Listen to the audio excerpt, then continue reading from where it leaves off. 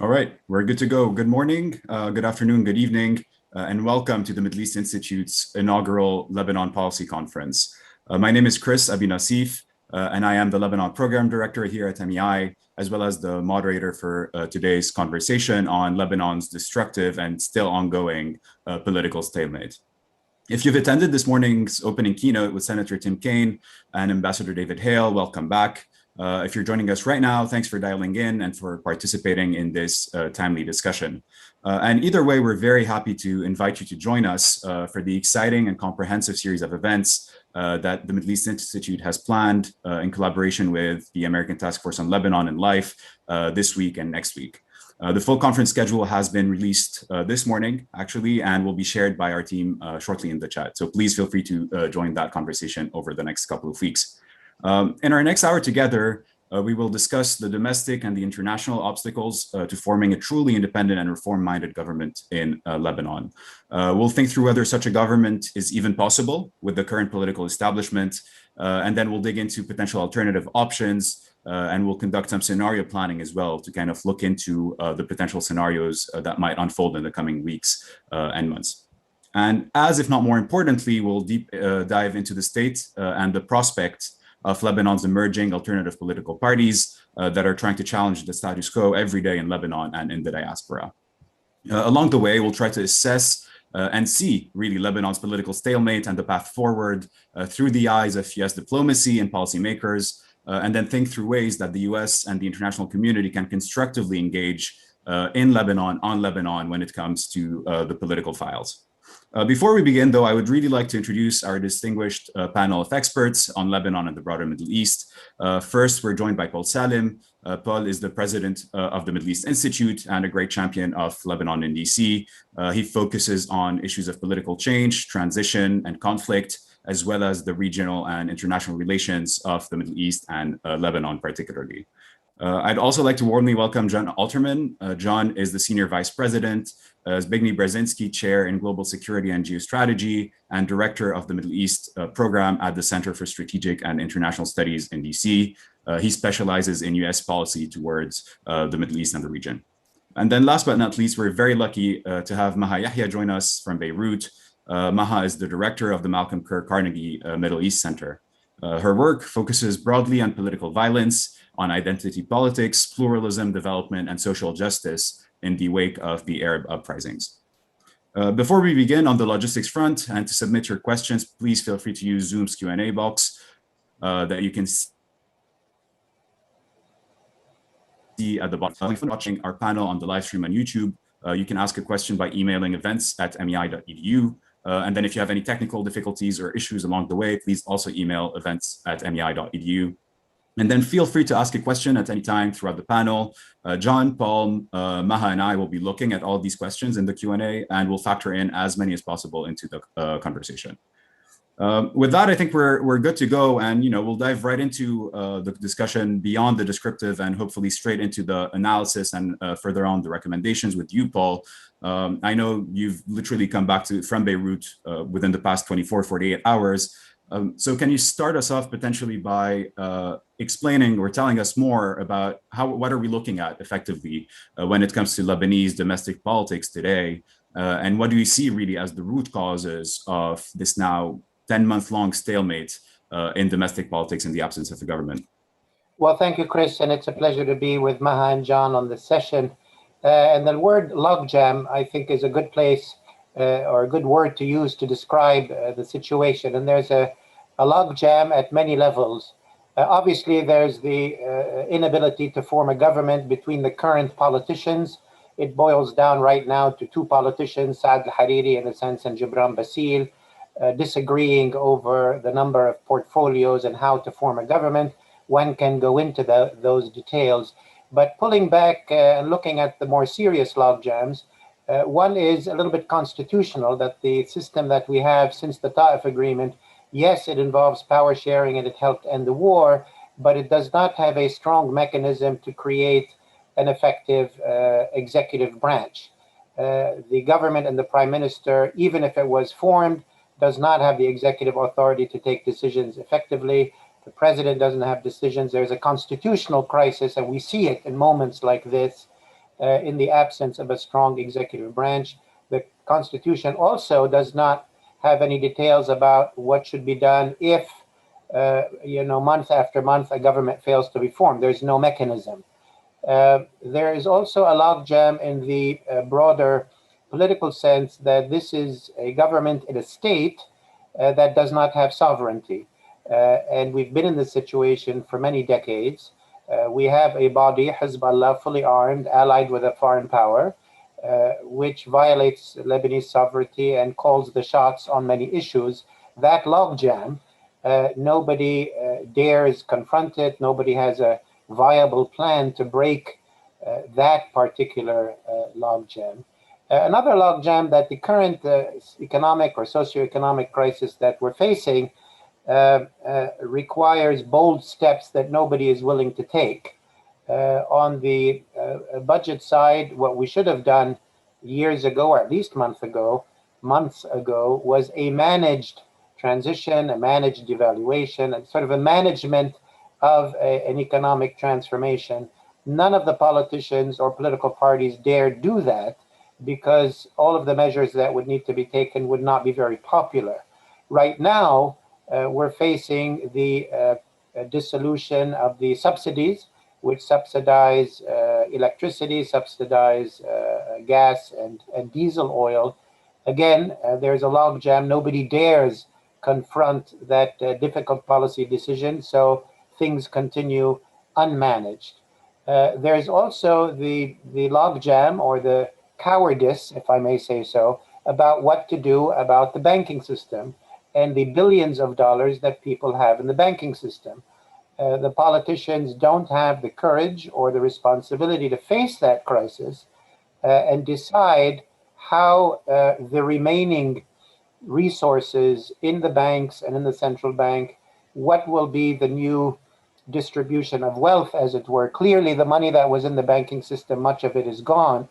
But either politicians have to face down the sort of big capitalists, the people with big money, many of whom are politicians, and say that they have to pay much of the price, or they have to face the population who is currently paying the price and say that the cost of this collapse has to come from them.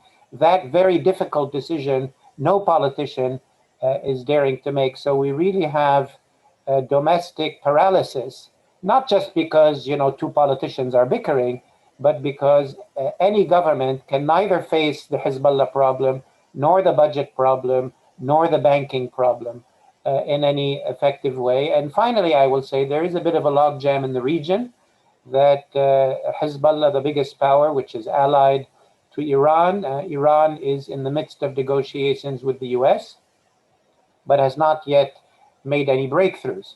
And we see Iranian proxies or allies in Yemen and in other places continuing to put the pressure on America or interests or friends around the region in order to get concessions on the negotiating table. So regionally, I think there's a bit of a logjam as well, which causes Hezbollah to sit back and enjoy this bickering between the politicians and not put any pressure for an actual government to be formed. So a lot of logjams at a lot of levels, and I'll stop there. Thank you, Chris. Thanks, Paul. It's interesting, actually, that the regional component, which is often floated as primary or central to these conversations, you mentioned first and briefly. And Maha, I saw you shake your head. You agree, partly in frustration as well. So let me also turn it to you along these same lines. Being in Beirut, having been there for the past few years now. How did you see that evolve? Do you agree with what Paul said? What would you add to that as well in terms of what are the sticks and the wheels right now domestically when it comes to Lebanese politics? Thanks, Chris, and thank you, Paul, for the invite. It's great to be with you all on this panel today. I agree with Paul's reading of the various levels or the various logjams that he's seen. Perhaps I would add one more to it, which is the logjam that we're seeing at the level of civil society and alternative political movements as such, where they're still very paralyzed in a sense. I mean, there is some movement. There has been some change, but it's not enough. They've come some far, but they haven't come far enough.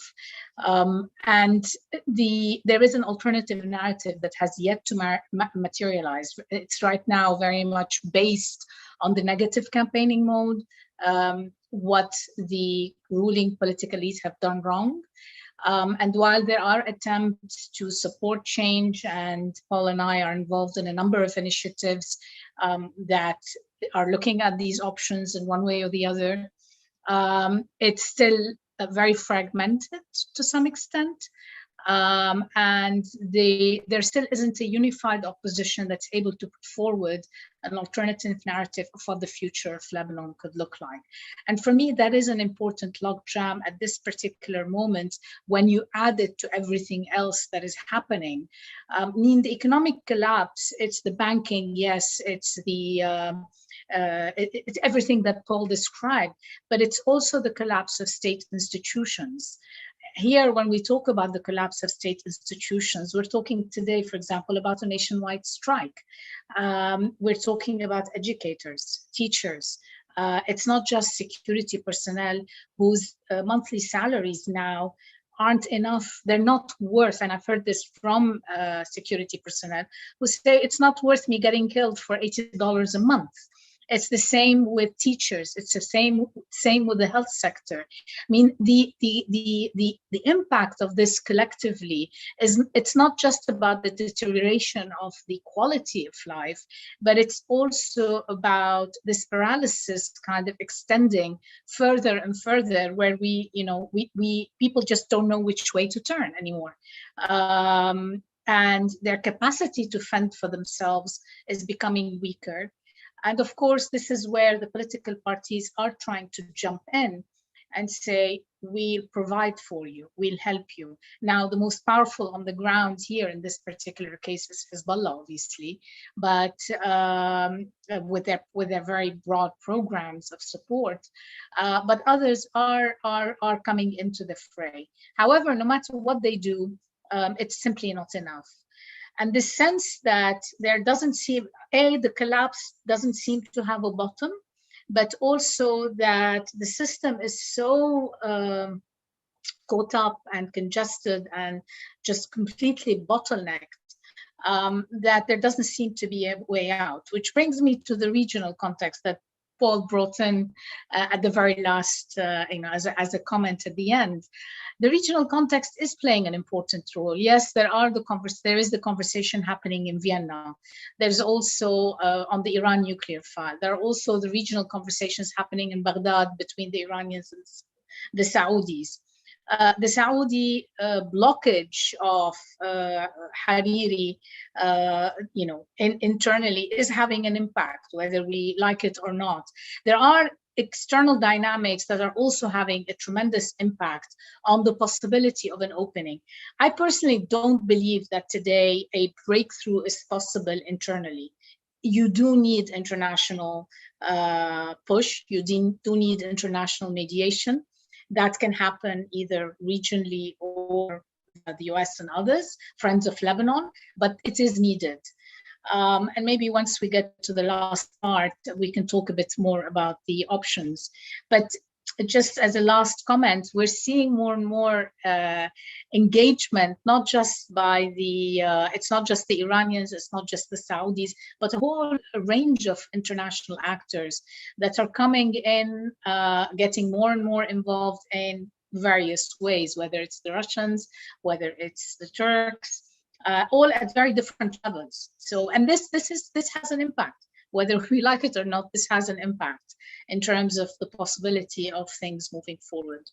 Thank you, Maha. And on exactly that point, right after this panel, if you are interested to the attendees on this panel, we are organizing a dedicated regional international deep dive effectively on what's at stake for all these players: Iran, the Gulf, Russia, China, Turkey, Syria, etc. So please feel free to dial into that conversation as well at 12:30, and we'll be expanding on that particular angle. And John, I had a different question in mind to you, but in light of what Maha and Paul have said, it's very interesting. Plus, building on what Ambassador Hale and Senator Kaine have said this morning, it's this weird situation in a way where the international community, the US, the Europeans, are telling Lebanon, the Lebanese people, the Lebanese politicians, help us help you. In a way, there's only so much we can do. But also you reflect and you hear back from a domestic politics angle that, well, this seems to be totally blocked internally. We might need international community involvement to try to unclog it, be it, diplomacy, a conference that was floated, all of that stuff. So how do you read that when internally facing outwards, you're looking for help, and then what the people on the outside are effectively, there's only so much we can do until you guys get your act together in a way. So how do you read that dichotomy? I mean, frankly, I think there are two instances where the U.S. would make Lebanon a very high priority in U.S. foreign policy. One is that it totally collapses, and the other is that it starts to move in promising ways, and people say Lebanon is a useful way to do something useful with Syria and something useful in the Eastern Mediterranean and something, and you can obviously think of lots of ways that things going well in Lebanon could help a number of aspects of U.S. foreign policy. I think Lebanese assume incorrectly that the U.S. is going to be willing to invest a lot in Lebanon to break through a logjam. And I certainly remember in 2005, with the March 14th movement, putting tremendous hope that they were getting attention from the Bush administration, and this was going to be transformative, and they were going to sort of ride this to victory. And it seemed to me that the Bush administration's interest in Lebanon in 2005 was because Lebanon was a way to talk about democratization in the Middle East, which they were committed to, and Lebanon was useful, and there was this sense that Lebanon was on the upswing and the administration can help on the upswing. That's one of the cases where the US gets involved.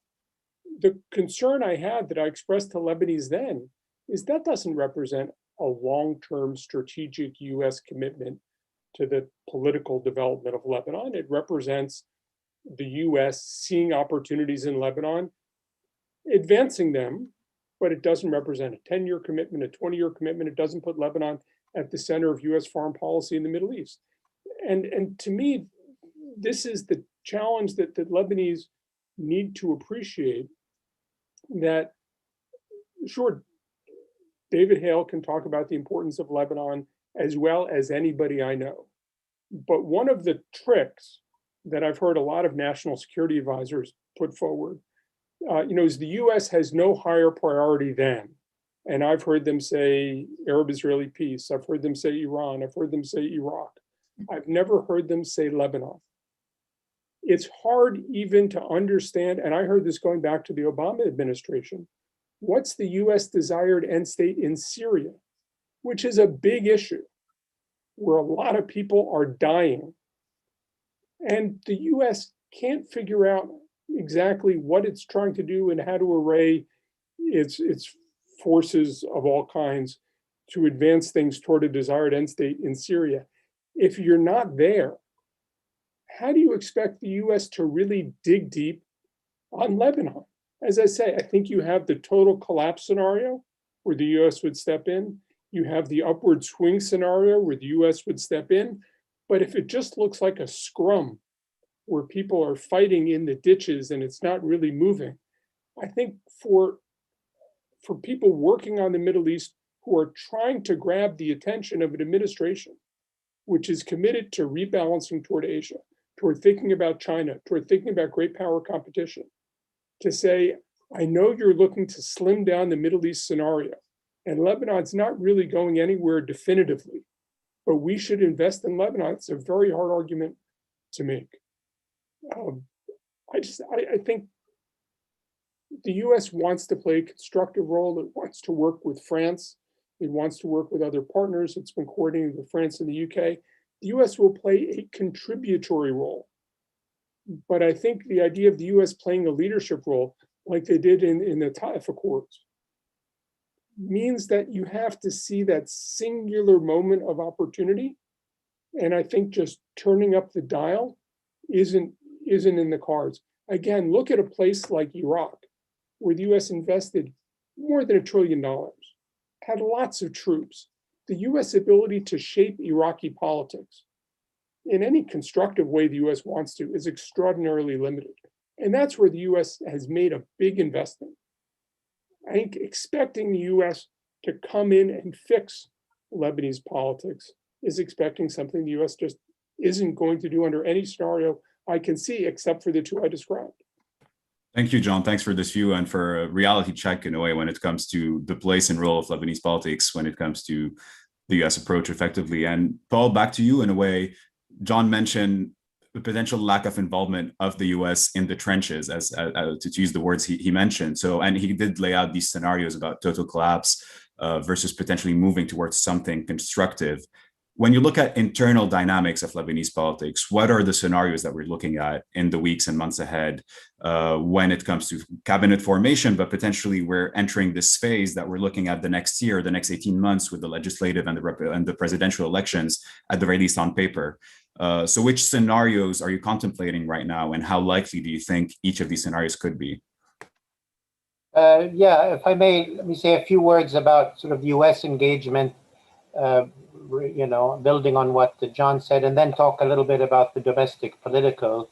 I fully agree with John that Lebanon is not a top priority, but the US is a large superpower with a lot of capacity and a lot of bandwidth. And even though Lebanon is certainly not a top priority, the US has a focus on Lebanon. We've heard a lot from the senator and from the ambassador. And that has translated into very clear things in Lebanon. The U.S. has been and remains the main supporter of the Lebanese army. That support is now becoming more critical, and there's a lot more focus on how to help sort of socio-economically to help the soldiers and so on. The U.S. is looking into mechanisms to do that. It's also urged the Friends of Lebanon to help out both the Lebanese armed forces and the internal security forces. As Maha said, everybody needs help, but I think it's correct that if we lose the security backbone, what's left of the state will completely collapse and will enter into what John described as a full state collapse. Secondly, the U.S. is a leader in humanitarian support to Lebanon. That started a few years ago, support to the refugees, but now is focused on support to the Lebanese. That's in coordination with the World Bank. And that project aims to help about up to 200,000 families in Lebanon, which is over 1 million people, the US and others, but the US is a main leader in that. The US has done a lot to try to get the politicians to form a government. It will continue to do so far not successfully. And we mustn't forget the maritime border talks between Lebanon and Israel. We can talk in more detail about that if you wish. But the U.S. is the mediator on that. There have been multiple sessions. They have not come to a result, but that's a very important process. So the U.S. remains engaged and will continue to do so. On the Lebanese front, I described sort of the many logjams. I also, want to describe a dynamic between the oligarchy and this government. And I wrote this the day that the government was formed back in January of 2020. And I said that this government yes, they're technocrats, but they belong, they answer to the current oligarchy, was chosen to preside over the predicted economic and financial and monetary collapses that anybody who understood already what was going on, that was going to happen, so that none of the actual politicians would be in office when those collapses happen, and hence they would not take the blame for them.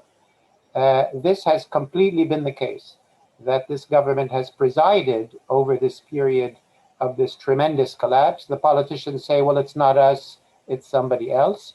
And when you translate that for today, late May or early June 2021, there still is a major collapse that's coming, which is the collapse of the subsidies.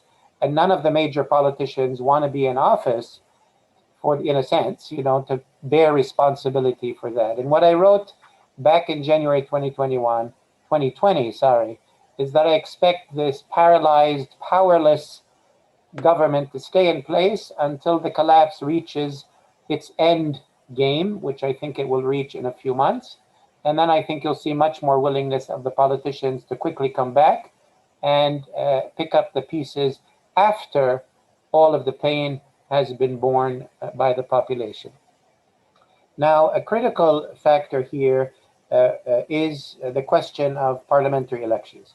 because if there's to be any change, it's not going to come from government formation. The government formation will bring the usual suspects back to their usual positions, doing the usual things with a different economic, monetary, banking, fiscal situation.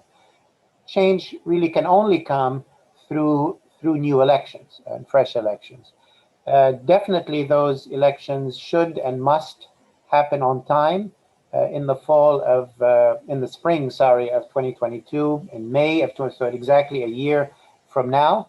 I'm very pleased that the US and the entire international community, including Russia and China, have completely made it clear that they completely insist that these elections take place.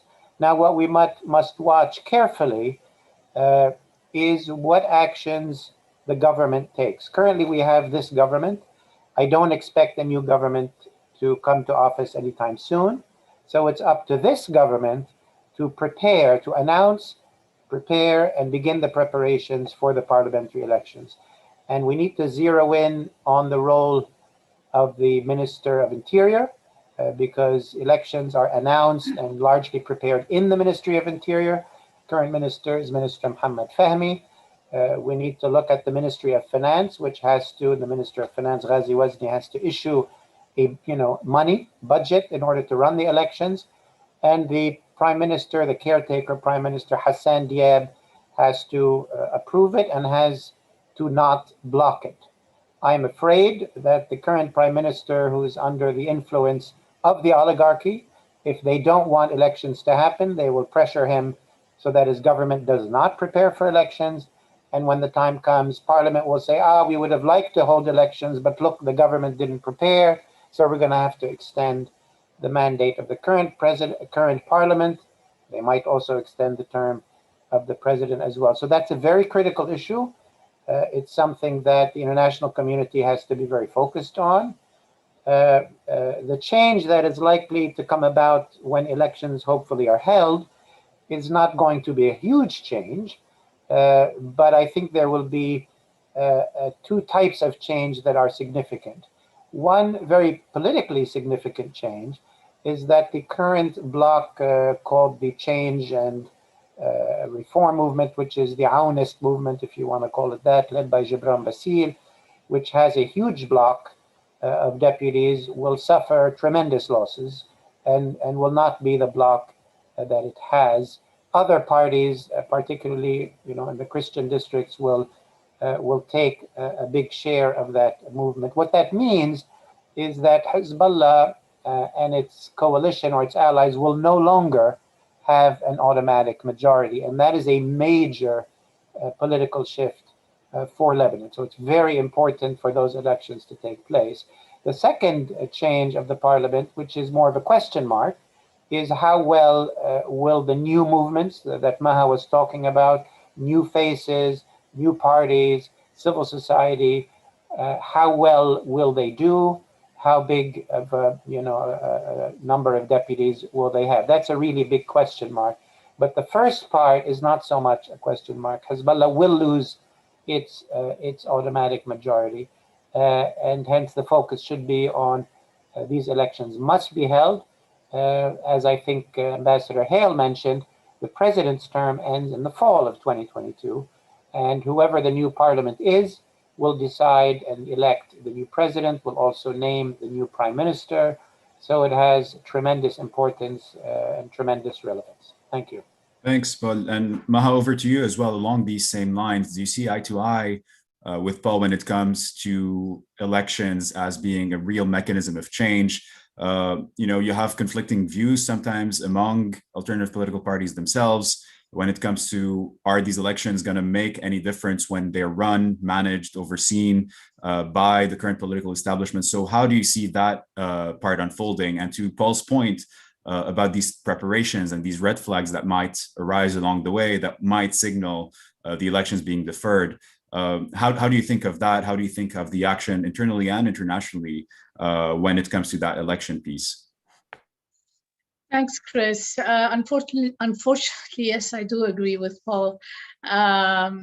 I would have liked to disagree on this one at least, but I think that maintaining the status quo is the best tactic that the current oligarchy has, the current political elite, because they do know that even if there isn't an organized opposition facing them,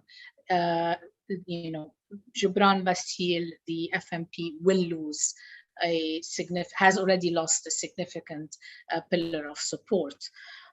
So maintaining this kind of status quo, maintaining the current balance of power within parliament is their best kind of scenario at this particular point until something shifts at the regional level. And I think this is the game that is being played. I would add one more red flag to what Paul mentioned in terms of the ministries, which is the Ministry of Foreign Affairs, where today we have a caretaker minister who's currently also the Deputy PM and the Minister of Defense, Sena Akar, because the Minister of Foreign Affairs is the one that organizes the voting for expat Lebanese. And there is tremendous interest that if the elections happen, that these elections actually, the voting of expat Lebanese in embassies happens as it should. There were multiple allegations of fraud in the last elections when the former Minister of Foreign Affairs, Gibran Bassil, at the time was at the helm. So I think this is another also area that we need to be looking at. But with the elections, I would add one more. Actually, I would add 2 points. One is, I think, in addition to the parliamentary elections, we also have the municipal elections. 2022 is a year of elections for Lebanon. Ideally, if they all happen, you have the municipal, the parliamentary, and then the presidential election. The municipal elections, where we haven't really focused a lot on, are incredibly important. And if we look back at the experience of Beirut Madinati and the elections, the last municipal elections that happened, we can already get a sense the extent to which people are willing to push for change at the municipal level, because they see municipalities as the primary state institution that is responsible for roads and sewers and kind of the day-to-day interaction. They see it more in terms of a development issue, far more than a political or a sectarian or etc. issue. So I think it's incredibly important for us to actually look at municipalities and the municipal elections and also push for elections at that level. My sense is we would also see changes, and already we were, in the last elections, we were on the cusp of seeing changes, and we did see changes in a number of key cities across Lebanon. So I think it's keeping an eye on this and pushing on this is quite important. The other, just to add to the change that Paul was talking about, and I agree with you, there's a question mark in terms of what will the organized opposition be able to do? How well will they be organized? We know there are various coalitions emerging now. There is serious work being done, but there's still a lot of obstacles to try and put forward kind of broad-based coalitions.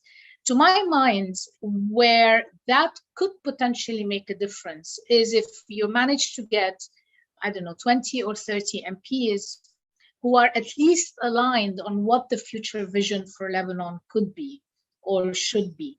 So they may, you need people who agree on what a Lebanon 2.0 in terms of an economic agenda needs to look like. What are the fiscal reforms that need to happen? And this is not rocket science. We've been doing this for the past years, and collectively, the Lebanese, again, Paul and I are part of multiple initiatives on these issues. It's not rocket science, but you do need to get a broad-based understanding and subscription into what that vision for Lebanon could look like. If we're able to get that, also you would have a force within parliament, even if they're not part of at least the same political party. I don't see a need. This is a democracy. It's good to have a competition. This is what democracy is about, but you need them at least aligned on some of the key issues that need to happen and where parliament is badly needed. So I think this is another area of significant change if we're able to get, if there is an attempt to get a number of reform-minded individuals internally. But this is a big, I mean, this again, as Paul said, it's a question mark because it's still something in the making. What I find heartening is the energy I see across the board among civil society organizations, the emergence of multiple new political parties. Politics is no longer a dirty word in Lebanon. You know, being involved in politics, the sense of it means public service is slowly coming back, and I think it's an important. This came about in the past year and a half, the sense of reclaiming public space, talking about, you know, public space as a space of physical public spaces, but also places of dialogue and discussion. The Habermasian public space, if you like, are quite important. And I think if it can be pushed further, where the fragmentation today actually ends up with 2, 3, maybe 4, I don't know, key blocks, then we would be somewhere. We'll see. It's all up. Thanks, Maha. And John, before I get back to you on something, I'm just floating a question that was in the chat. I guess you partially answered that, Maha. But, you know, there seems to be consensus then that, you know, the Hezbollah alliance is likely to, or at least very likely to, lose its parliamentary majority. Do you see in that case, so, you know, so the flip side to that question is who stands to gain the most from these elections? And do you see that being the Hirak, or, you know, the alternative political parties, or the traditional opponents effectively of Hezbollah and the Hezbollah alliance, be it, you know, the Future Movement, the LF, etc. So who do you see stands most to gain potentially in these elections? To be honest with you, it's too soon to tell. At this point, we know who's losing, but I mean, maybe Paul has the take on this. But for me, from where I stand, it's really it'll depend on a lot of things. It will depend on how organized the opposition is. It will depend on how the elections are organized, on the basis of what law. You know, will it be an election where there is international monitoring? Will the election committee be given full rein? I mean, so there are too many ifs to my mind. What I can say is that the political parties will still be, the current political parties will still have parliamentarian representation in the new parliament. They most likely will be a majority.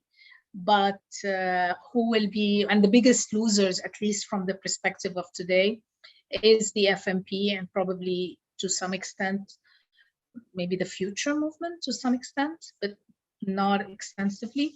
We see Kataib gaining ground from, again, I'm talking about the existing political parties, but again, to my mind, it's a bit too soon to tell in terms of elections themselves and what kind of results. I don't know, maybe Paul has another. No, yeah, I mean, I would concur. I think, first of all, generally, the major change will be largely in the Christian majority electoral districts. Mm-hmm. That's where the politics has dramatically changed. And I think the gains there will be shared by some of the traditional, you know, parties like Kataib, Lebanese Forces, and so on, by some independent politicians who are currently not affiliated with parties but are politicians. Michel Mawad, I won't go through the list, but there's established politicians who are now non-affiliated. And I think there will be some gains, it's hard to predict, by some of the new civil society movements and so on. In the large Sunni majority districts, I think much will depend on what Prime Minister-designate Saad al-Hariri does. He still leads the biggest, the Future Movement remains the largest movement. It remains very strong or very popular, even though it doesn't enjoy Gulf backing at the moment, but it still is powerful. I think it's a decision up to Mr. Hariri. Will he remain Prime Minister-designate month after month after month without being able to form a government? He's very frustrated. That will not be a very popular position. Or will he at some point move out of the Prime Minister-designate position and into the opposition and run his election campaign as opposition? That's up to him. I think he would do much better electorally if he ran that way, but there's still, if there are elections, there's still a year away. So that's quite a long time in politics. In the, it's hard, terrible to describe things like that, but in the Shiite majority districts, one doesn't expect much change. Hezbollah monitors these districts very, powerfully. Loqman Islim, an opposition figure, was recently killed in their neighborhoods. They don't tolerate any actual opposition, and they're willing to go to extremes to protect their position. They also have a lot of money, a lot of resources, so there's not likely to be much change there. Thanks, Chris. Thanks, Bud. Actually, I would say the tolerance has shrunk there. The tolerance has shrunk considerably. But if I can just add one thing, one thing we are seeing in the different districts, and maybe this is this has been there before, but with the economic collapse, this is getting more tenuous, is the inter-sectarian rivalry that we're seeing, both within the Christian factions, but also within the Shia factions. It's a reality on the ground. We've seen, clashes. So it's there. How this will play out down the road is, again, not clear. Thanks, Maha and Paul. Thanks for scaring the hell out of all of us. Yeah, it's important to highlight these nuances, and I think that's kind of what MEI has been trying to do, is to bring effectively the things that you don't necessarily see, in U.S. media reporting on these developments on the ground that are very foretelling sometimes, and you often have flashbacks to the developments and scenarios that happened before. And John, I want to move to you. Paul touched a bit on Hezbollah. I want to go into that, but I just want to ask a question that popped in my mind when you were drawing this parallel of Bush in 2005 and this drive and trend towards democracy. Do you see a similar parallel trend with President Biden today and the drive towards, or like the focus on, anti-corruption efforts and human rights? Do you see a potential, could Lebanon be perceived effectively in the lens or through the lens of US policymakers through the fight against corruption and the fight to promote and defend human rights? Could that be the entry point effectively of US policymaking and involvement in the Lebanon files? It could be an entry point. I think that the Biden administration isn't looking for a lot of hard things to do in the Middle East. So to the extent that there are efforts in Lebanon, if they seem to run into a brick wall, it's hard for me to imagine that the US would take an essentially friendly state where the US has interests aligned with its allies. How much would it want to wade in if Lebanon seemed resistant? I don't know. I think, a lot of the talk about democratization and anti-corruption is focused toward curtailing the influence of China. And I think the natural focus isn't really going to be in the Middle East. The other interesting thing where Lebanon could fit into broader US strategic efforts in the region is, I think we're going to be at a different place with the US-Iran negotiations, multilateral, but essentially US-Iran negotiations. I think we're going to be a different place in 6 months. I think the Iranians are looking to make not only a deal, but a set of deals. And I think once we have some sort of agreement, whether it's, I don't think it's really going to be the reimposition of the JCPOA, but something like it, we're going to be talking about the regional files. And does Lebanon create an opportunity for the US to engage constructively about limiting Iranian intervention in Lebanon? Whenever I've spoken to Iranian officials, they all crow about the fact that, well, Lebanon has elections and Hezbollah wins elections, and everybody supports political parties. There's nothing wrong with it. I think we might be in a different place, and certainly have elections where Hezbollah does poorly. That provides an opportunity for the US to push back against Lebanese influence through a number of political parties through the region.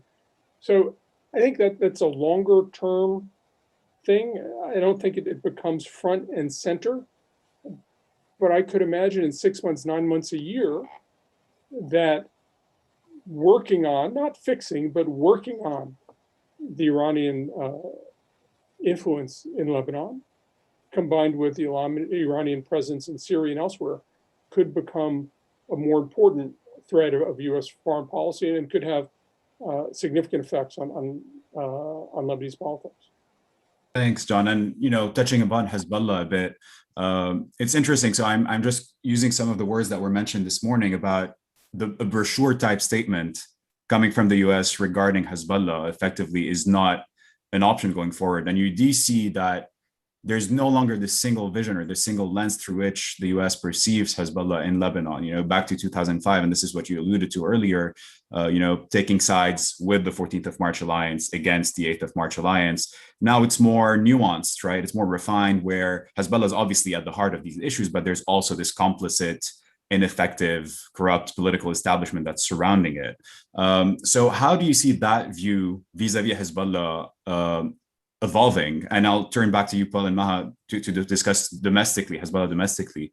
But when it comes to the US approach to the party, amid the crisis, amid the collapse, how do you see that evolving? And do you see a different strategy, a different potential piecemeal approach when it comes to Hezbollah, or is it just broader Iran, broader Middle East policy when it comes to US's engagement in the Lebanese case? Again, I think, to be totally frank, the Biden administration is going to be looking for things that seem ripe for US engagement. If things seem to be moving in a constructive direction, or potentially moving in a constructive direction, or moving in a very negative direction, I think it makes it more likely that this rises on the priority list.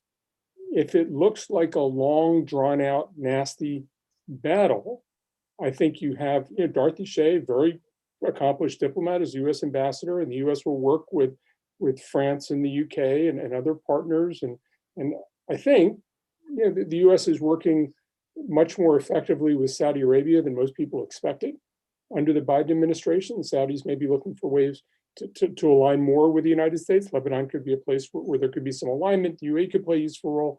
Other states, the U.S. could play that sort of coordinating, useful, marching down the field kind of role.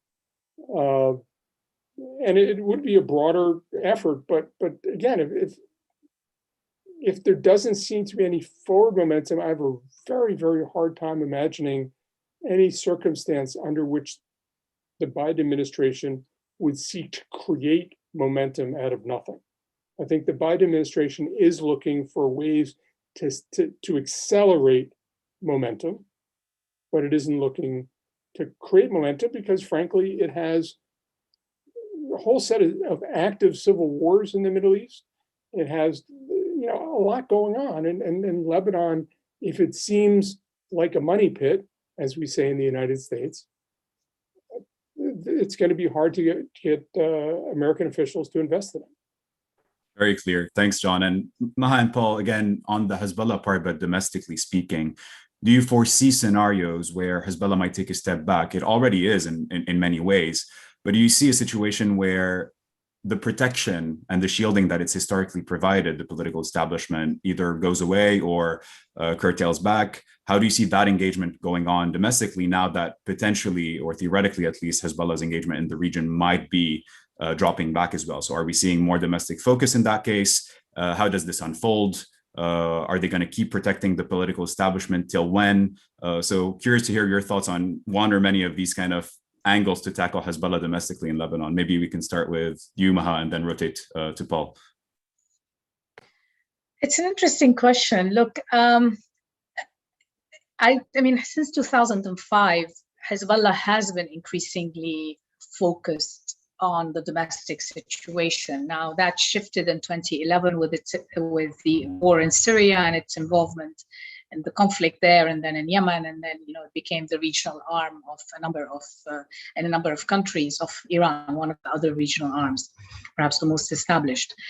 But it never left Lebanon in that sense. At the end of the day, Lebanon is its own backyard, and it has invested heavily since 2005 in protecting this current system and the current political leadership. If you step back to 2019, what did Hezbollah write after the first demonstration? It went out and said, guys, we heard you, now go back home. And then when people didn't go back home, came out again and said, this is all a foreign conspiracy. So the sense that there is angst, that there is a country that is collapsing, and so on and so forth. So I don't see them in that sense backtracking in terms of their investment in the current system. They need to protect it because this is the system they're also a part of. Will they shift allegiances? That I don't know. I think Hezbollah today is trapped between the need to maintain their partnership with the Sunni leadership, i.e. with Prime Minister designate Saad al-Hariri, but also their long-standing relationship with the president and his son-in-law. And part of the reason why we haven't seen any break in that stalemate is because Hezbollah has said, I will not get involved to some extent. So it's allowed the FMP, the president and the former foreign minister to continue at will, and vice versa. So to my mind, really, I don't see it. Now, where there might be a change, and this is where that ties a bit into what John was saying, is that I'm very worried that in this kind of broader region context, Lebanon may end up getting under the bus, so to speak. It is it's not an item of priority. It's a tiny country, no matter what the Lebanese like to think. It really is not an item of top priority. It's a footnote in what's going to happen in Syria, what's going to happen at the regional level. The sense that, for example, today Syria is coming back into the fold at the regional level.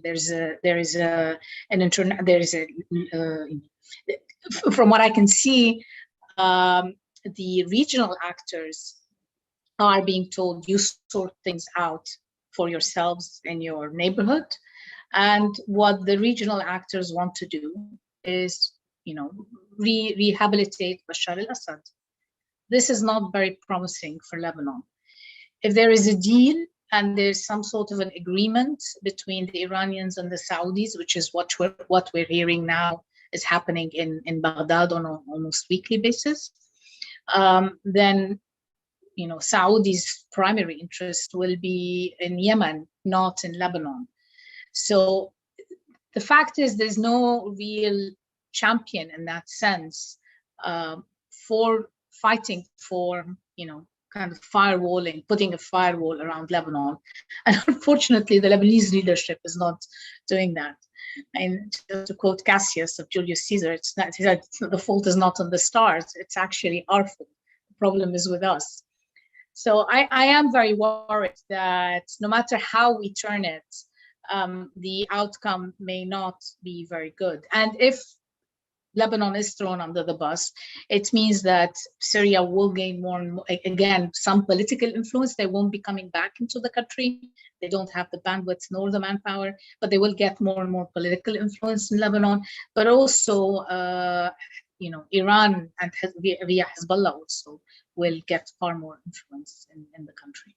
Chris, can I just add to that? How that will impact Israel, I don't know. It's a big question mark also. If I could just add, one of the most, I thought, striking things that David Hale said was that he went to Lebanon and didn't get any sense of urgency.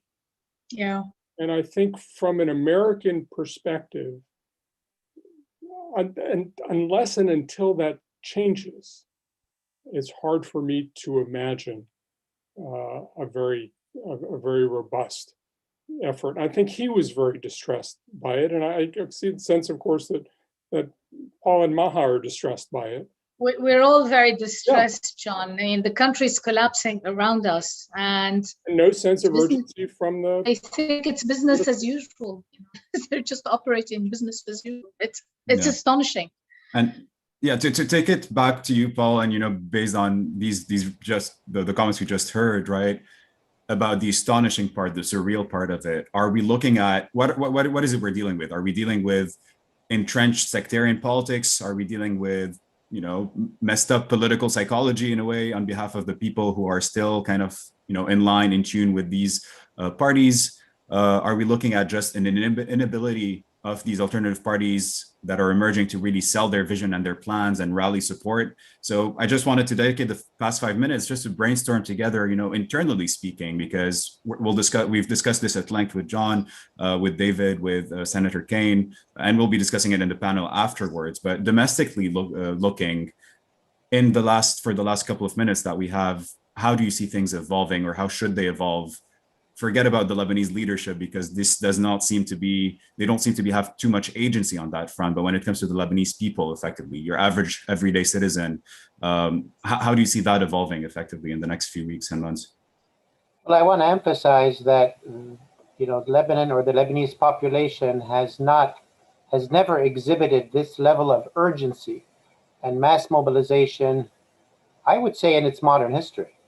This amount of urgency that the population feels and the level of political engagement at all levels. Yes, it's disorganized, it's not as unified as we would like, all of that is true, but Lebanon and Lebanon's population has never had this level of a sense of urgency and a need for change.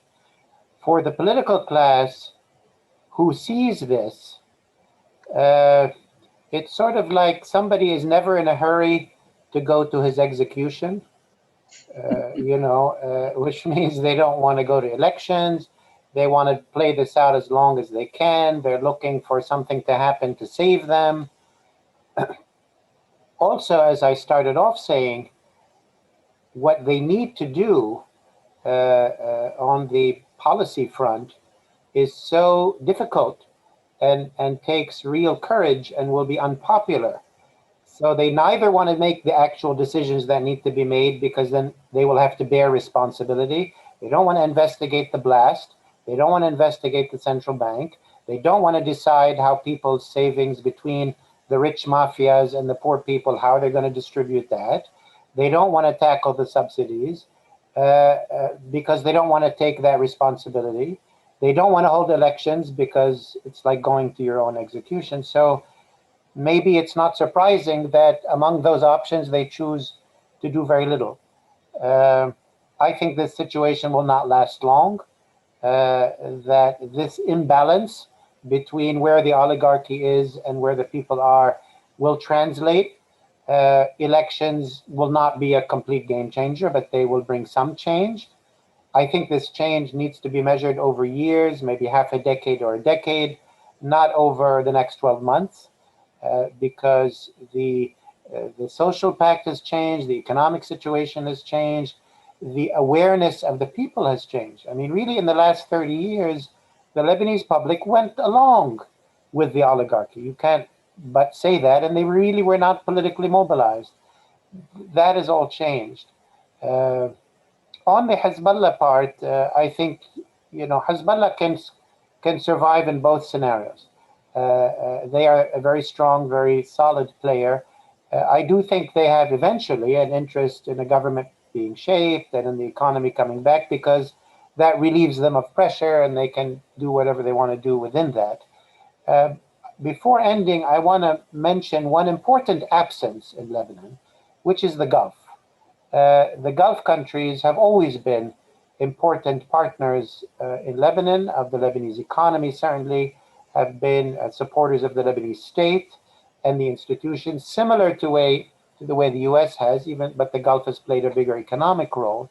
They've also been, for a long time, politically engaged, supporting Prime Minister Rafi al-Hariri for a long time. And the Gulf countries really have abandoned Lebanon. And now part of it is because Hezbollah has so much power. They control the presidency, they control the prime minister's office. So the Gulf countries say, well, it's lost. What can we do? Part of it is the high level of corruption, which is very understandable. But I would say part of it is also blaming the victim. I mean, there's much the Lebanese cannot do. I am a bit disturbed that the Gulf countries are eager to get engaged in Assad's Syria, but continue to consider Lebanon. Oh, no, we won't, oh my God. Lebanon is your friend, partner. Of course, things are, there's Hezbollah, there's an Iranian influence. We have some corrupt politicians. God knows the US has had some pretty miserable politicians. There are other miserable politicians in other parts of the world. That's not enough of a reason to abandon a country and a population which has been so close to the Gulf, and a culture which is very important to preserve in this part of the Middle East, a culture that the UAE, culture of tolerance and openness, and to abandon Lebanon to this degree while cozying up to a mass murderer like Assad, to me, it really jars my mind, I must say. Thanks, Paul. I think we're running out of time, actually. So I would just end with this question I really like to usually end with. In just 20 or 30 seconds, maybe John, then Maha, and Paul, what is the one thing on your mind? What is the one priority or the one event, development that you're looking at in the weeks ahead that's kind of keeping you busy or making you think on the Lebanon front? So maybe John, over to you in like 20 seconds, potentially. The one thing you're looking at. It does seem to me that the key thing is, can we create an opportunity in Lebanon? Can we create an opportunity for U.S. engagement, and whether it has something to do with elections or some other piece? I think the opportunity is there to drive U.S. engagement. I don't think the United States is going to create the opportunity, but I think the U.S. is looking for opportunities in the Middle East, and Lebanon is better poised than most places to present them. Thanks, John. Maha? Two things. Vienna talks and see where they go, whether we'll get something in the next 2 weeks or whether it will go after the elections. But more importantly, domestically, is what's going to happen once these subsidies are removed. If the subsidies do get removed by the end of the month, as the central bank has been saying, this means that the lira is going to collapse further, and prices will skyrocket.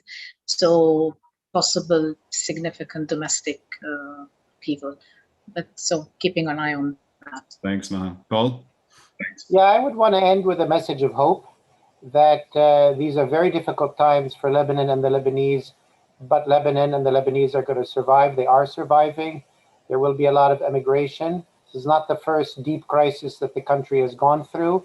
The Lebanese are an amazing, they really are very resilient, very attached to their country, and very dynamic. I think the economy has gone through a completely mismanaged, but a kind of a realignment, or I don't want to use the word correction because as if that's a good thing, but the country could not sustain the level of debt, the level of subsidies, the level of budget deficits that it's been running for decades. I do see some bright spots next year for the beginning of return of investment, employment, and all of that. And the Lebanese are going to have a better day. And the change will not come overnight. There will be problems that will linger for years, maybe decades. But anybody who counts Lebanon or the Lebanese out is banking on the wrong people, I would say. Thanks, Paul. Great way to end. So thank you so much again, John Alterman, Maha Yahya, Paul Salem, for joining us. Thanks to the audiences. Again, I've missed a couple of the questions in the chat, mainly because we have a lot of foreign policy programming coming up in 10 minutes. So please join that conversation through MEI's website if you haven't registered yet. It's going to be with Emil Hkayem from IISS, Lina Khatib from Chatham House, Max Sushka from the Moscow State Institute of International Relations, moderated by Patricia Karam from the International Republican Institute. So great talk coming up. Thanks again for your time. Thanks for dialing in, and have a great rest of your day.